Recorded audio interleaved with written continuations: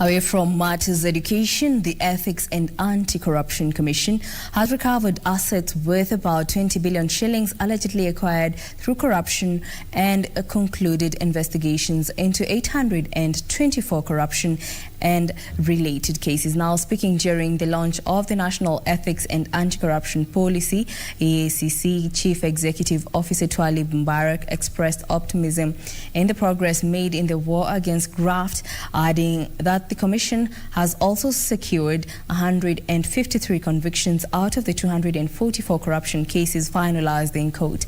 These even as the Chief of Ethics and Anti-Corruption Commission, Archbishop Bukala, challenged the populace to report corruption and unethical conduct in a bid to support anti-graft efforts.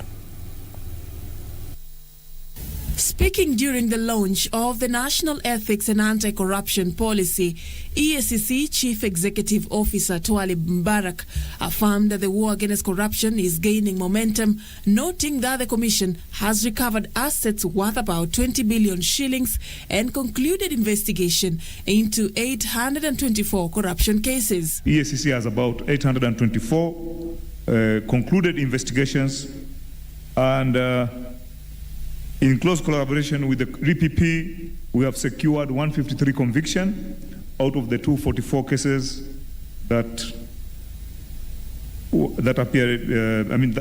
have been handled.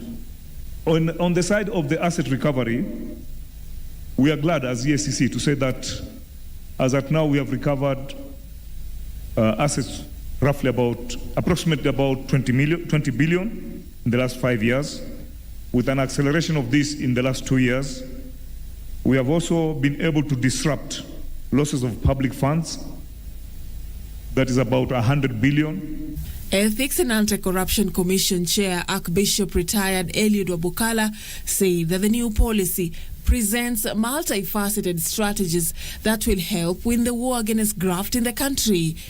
EACC therefore welcomes the raft of measures and strategies the policy provides in first prevention of corruption, public education, training and awareness creation, criminalization, law enforcement and jurisdiction, prosecution, asset recovery, international cooperation, and finally, leadership and integrity. Bukala challenging the citizenry to be proactive and blow the whistle on corruption and unethical conduct. We should always, as citizens, all of us as citizens of Kenya, seek to elect leaders of integrity and also to hold them to account for their actions. This even as the Director of Criminal Investigations, George Kinoti, strongly condemned the wanton corruption in the public service.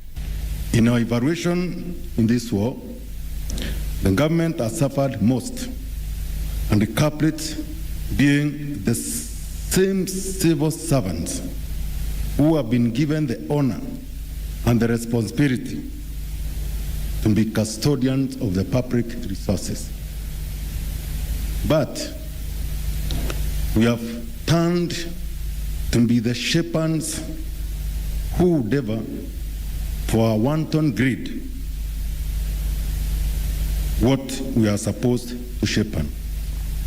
The policy, which is a product of a multi-sectorial initiative, seeks to strengthen legal, policy and institutional frameworks in the war against graft in the country. For Channel 1 News, I'm Safin Acheng Oma.